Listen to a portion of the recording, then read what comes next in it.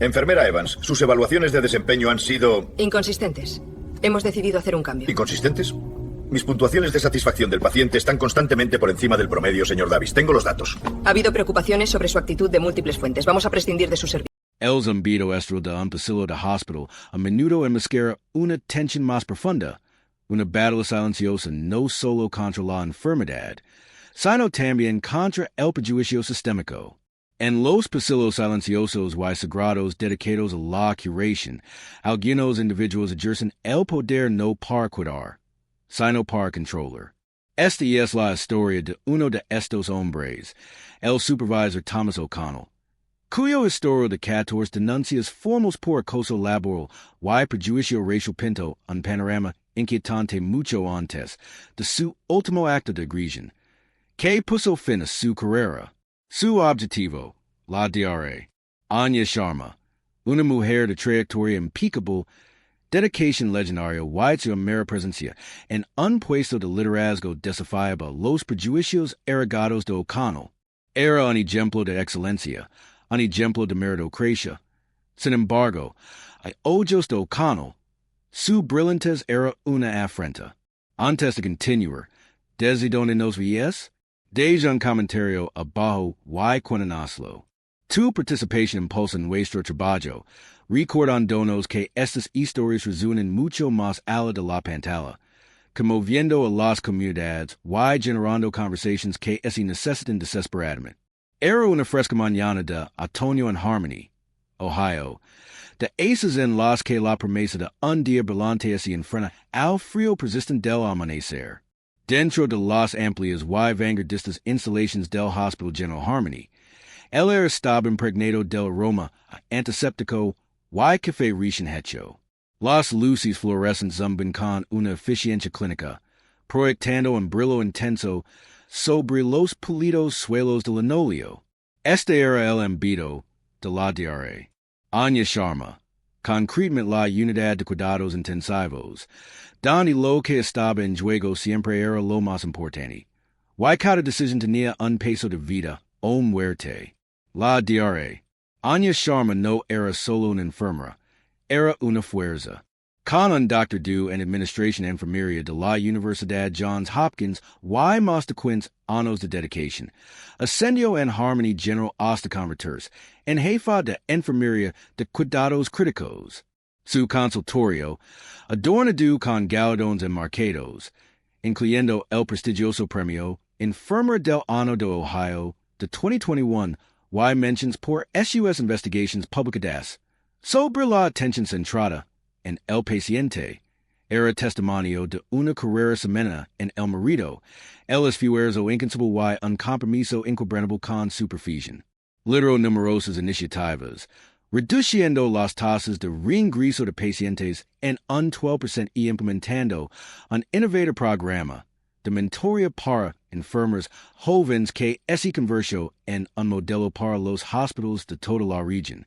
Sus colegas y subordinados la admiraban no solo por su experiencia, sino también por su liderazgo compasivo y su capacidad para afrontar las crisis médicas más complejas con serenidad y autoridad.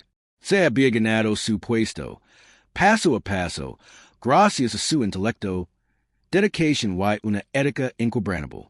Al otro lado del organigrama se encontraba Thomas O'Connell, un veterano supervisor de la división administrativa.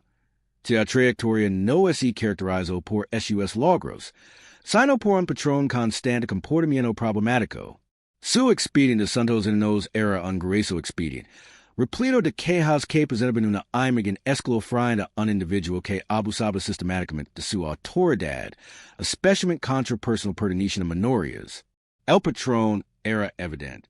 En 2017, O'Connell enfrentó su primera denuncia formal por abuso verbal tras reprender públicamente a una enfermera junior, María Rodríguez, por un pequeño error administrativo, haciéndole llorar delante de pacientes y personal. El incidente se desestimó como un malentendido, después de que O'Connell ofreciera una disculpa superficial, pero el efecto negativo en la moral del personal fue palpable. Un incidente más grave surgió en 2019 cuando O'Connell fue acusado de proferir un insulto racial contra la familia de una paciente, una anciana afroamericana, durante una disputa sobre el horario de visita.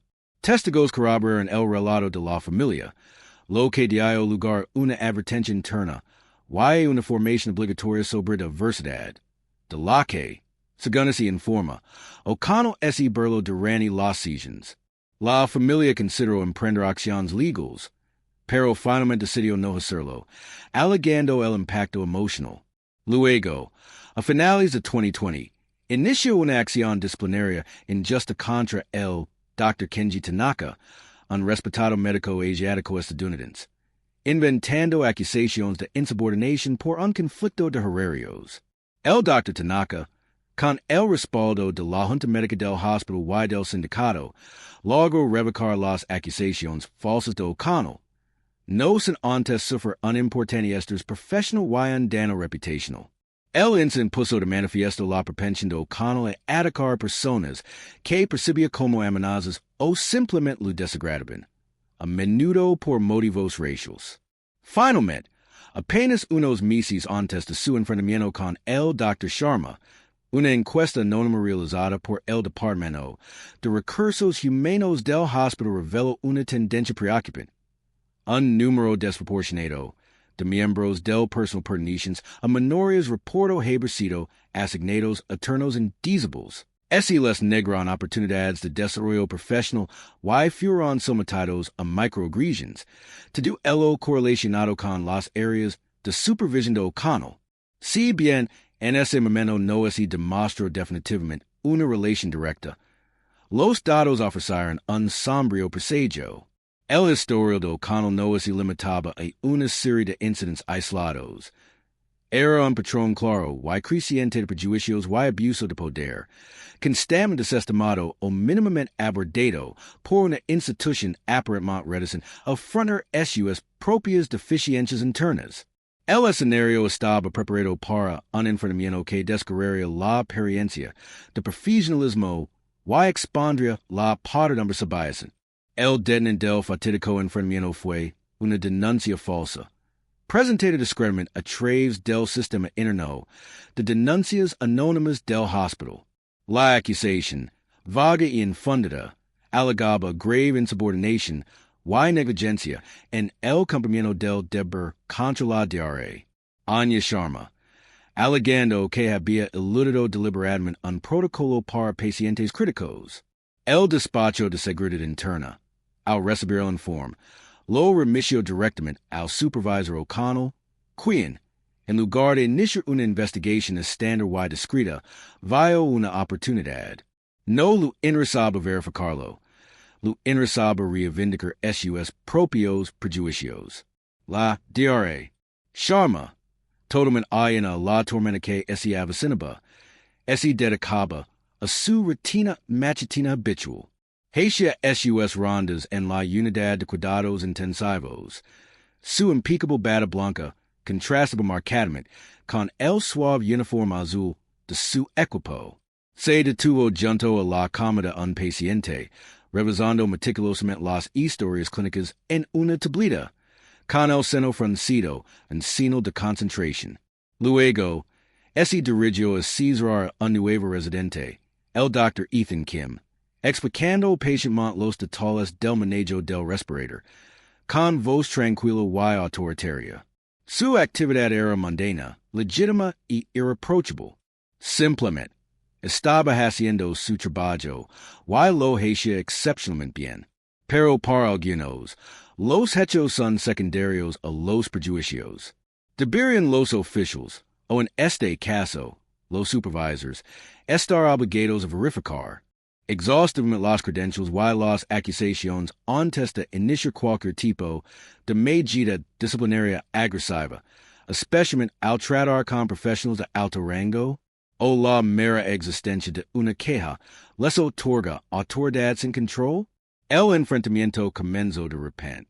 O'Connell, con una hostilidad apenas disimulada en su rostro, se acercó al Dr. Sharma directamente en el bullicioso pasillo exterior de la UCI. Dr. Sharma comenzó con voz entrecortada, atravesando el murmullo de la unidad.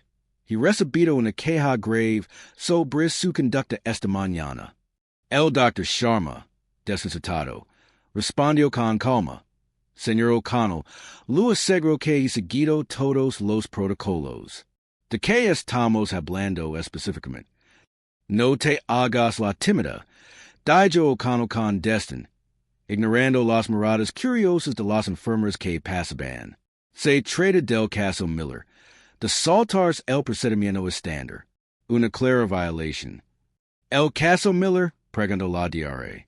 Sharma con voz firme, aunque un destello de indignación se dibujó en su rostro. Señor O'Connell, supervise personalmente el caso Miller.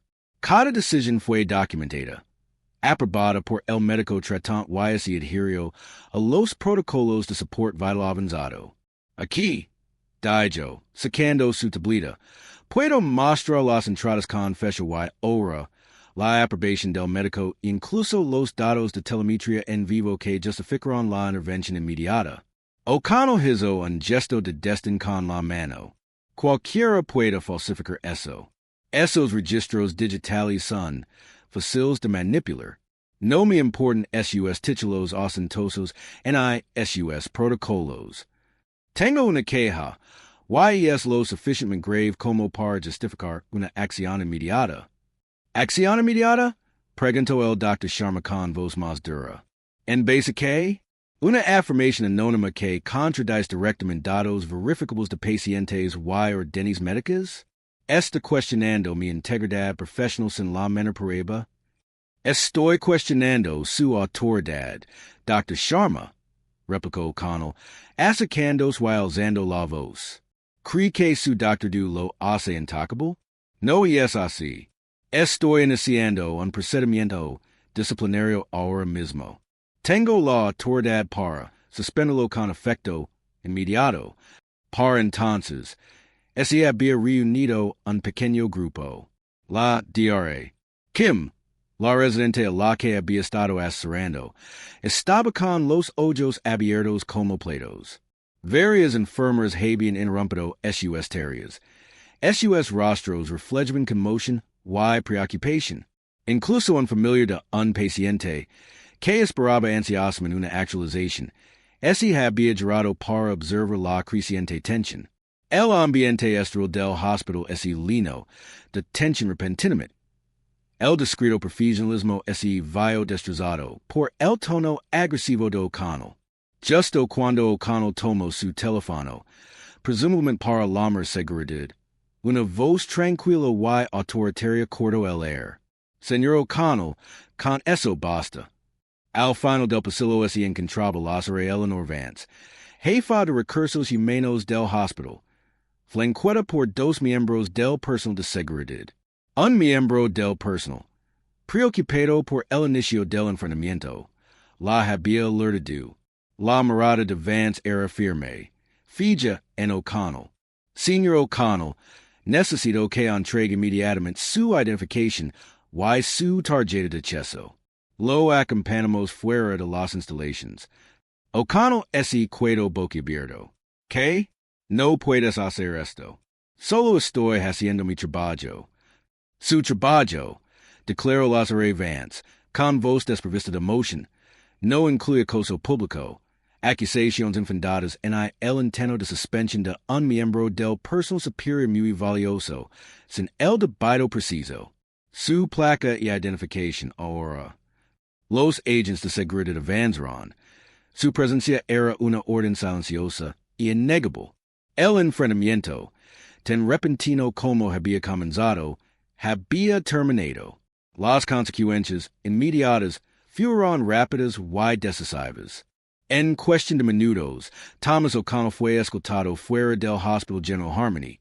Se le revocó el acceso y se le despojó de su autoridad, dejando un vacío donde antes se discernía su tóxica presencia.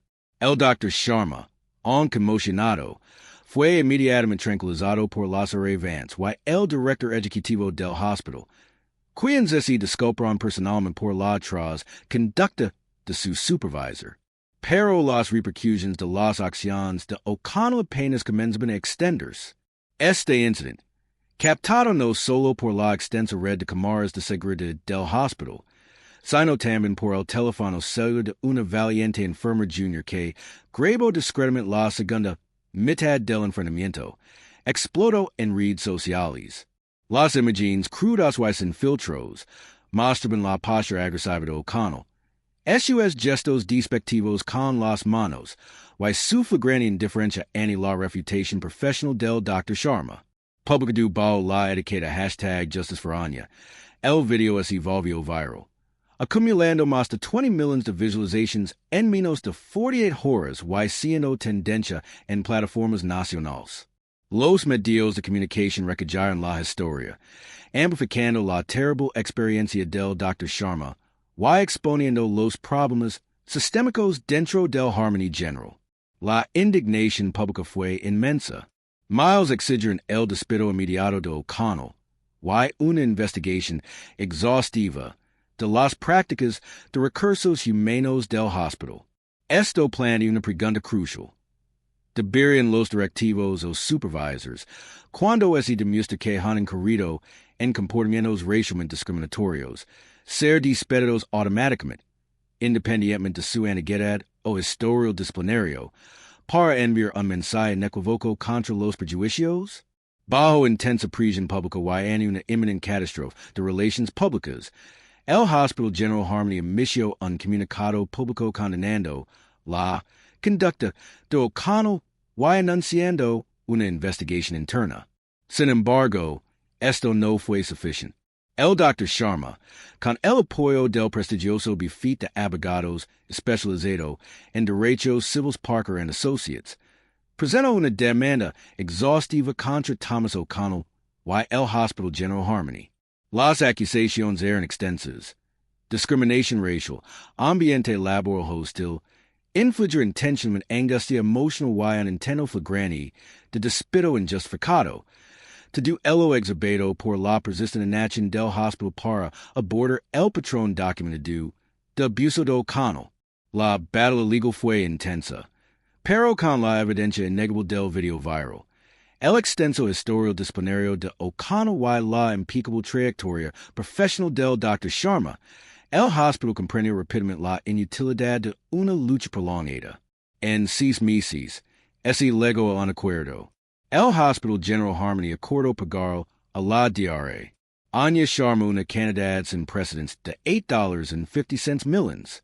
Fue el acuerdo más cuantioso en la historia del Estado por un caso de discriminación laboral, una cifra impactante que sobre la gravedad de la injusticia y la culpabilidad del hospital al fomentar un entorno propicio para el desarrollo de tales prejuicios.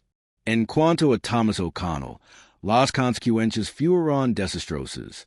Su carta de despido, un documento contenido que rápidamente se hizo público, no se anduvo con rodeos. Su conducta el 17 de octubre constituye una falta grave, una grave violación de las normas éticas del Hospital General Harmony, y causó un daño irreparable a la reputación y la confianza de la institución en la comunidad. Su empleo queda despedido con efecto inmediato. Además, la Junta Estatal de Supervisor de Enfermería, alegando su flagrante abuso de poder y esas acciones discriminatorias, inició un proceso para revocar su licencia administrativa profesional, poniendo fin a su carrera en la gestión sanitaria. No solo fue despedido, sino que fue erradicado profesionalmente, consecuencia de esos propios prejuicios desafornados y de la tardía rendición de cuentas de la institución. Ante una aberrada conferencia de prensa, semanas después del acuerdo, la DRA, Anya Sharma ofreció un poderoso testimonio que trascendió su calvario personal. Su voz, claro y resonaba con el peso de su experiencia. Lo que me ocurrió, declaró, recorriendo con la mirada los periodistas reunidos, no fue un incidente aislado. Fue la culminación de un sistema que permitió que los prejuicios se propagaran, que protegió a una persona que abusaba constantemente de su poder y que solo actuó con decisión cuando la indignación pública lo obligó. Si esto me puede pesarme, una profesional experimentada con un doctor años de dedicación y elogios, que esperanza hay para quienes carecen de mis recursos, mi plataforma o mi capacidad para defenders. Sus palabras fueron una crítica mordaz, un llamado a la acción para cualquiera que alguna vez hubiera sufrido discriminación en el ámbito laboral. No solo habló por sí misma, sino por innumerables personas cuyas historias nunca llegaron a los titulares. Su testimonio desató un debate crucial sobre la rendición de cuentas en entornos profesionales. Debería un incidente de esta magnitud, que expone profundas fallas sistémicas en una importante institución sanitaria, desencadenar automáticamente una investigación federal sobre las prácticas de recursos humanos del hospital y su cumplimiento general de las leyes antidiscriminación. Tras la prisión pública y legal, el Hospital General Harmony inició una revisión interna independiente, supervisada por un panel externo de expertos en derechos civiles. Las conclusiones del departamento fueron contundentes. La revisión reveló una serie de fallos sistémicos, una capacitación inadecuada sobre sesgos, en gran medida performativa y no aplicada, una falta crónica de supervisión de los supervisors, en particular de aquellos con un historial de quejas, un sistema de seguimiento de quejas insuficiente y a menudo intimidante que desalentaba la presentación de denuncias, y una cultura generalizada de impunidad que permitió que individuos problemáticos como O'Connell actuaran sin control durante años. La revisión concluyó que estas deficiencias crearon un entorno propicio para la discriminación y socavaron los principios mismos de justicia y equidad que el hospital afirma defender. En respuesta, la nueva dirección del hospital, incorporada tras la dimisión del director ejecutivo, anunció una amplia serie de reformas.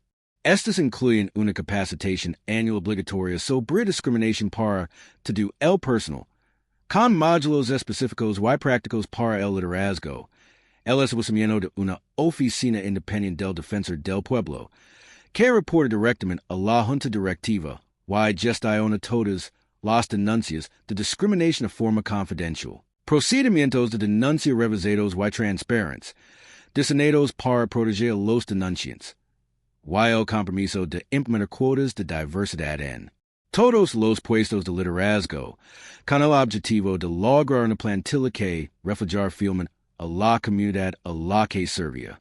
Estas no eran meras sugerencias, eran compromisos vinculantes, supervisados por el Estado y organizaciones de derechos civiles.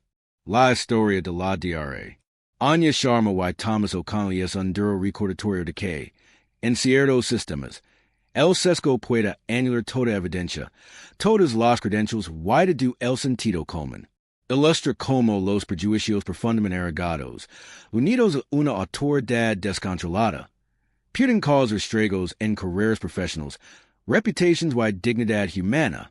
La carrera de O'Connell, cementada sobre una base de quejas en respuesta, finalmente ese derrumbó bajo el peso de su propia intolerancia. El hospital, antes completion, ese vio obligado a afrontar sus propias deficiencias institucionales, lo que lo obligó a incurrir en importantes sanciones económicas y a manchar su reputación para siempre. Pero el verdadero costo viene mucho más allá del dinero, y es la erosión de la confianza, el efecto intimidatorio en quienes temen los alabos y la lucha constante contra la naturaleza insidiosa de la injusticia sistémica. ¿Qué cambia ahora? Bastar un acuerdo multimillonario y algunas políticas nuevas para desmantelar los prejuicios arraigados que plagan tantas instituciones? ¿O estas reformas simplemente disimularán las deficiencias hasta que estalle el próximo escándalo? Debemos exigir más que medidas reactivas. Necesitamos reformas proactivas y sistémicas. ¿Qué opinas? Debería existir una Junta Nacional de Revisión independiente y obligatoria para todas las denuncias de discriminación laboral en sectores críticos como la sanidad, con autoridad federal para imponer sanciones y exigir reformas. Comparte tu opinión en los comentarios. Esta historia no se trata solo de un supervisor, un hospital ni de una víctima. Se trata de todos nosotros. Se trata de la lucha por la justicia, la equidad y un mundo donde el marido, y no los prejuicios, dic las oportunidades. No nos detendremos hasta que todas las voces sean escuchadas y cada injusticia salga a la luz. Tu apoyo nos ayuda a continuar con esta labor vital. Deo me gusta este video. Compartelo en tus redes y suscribir en nuestro canal para ver más historias que exponen la verdad y exigen responsabilidades.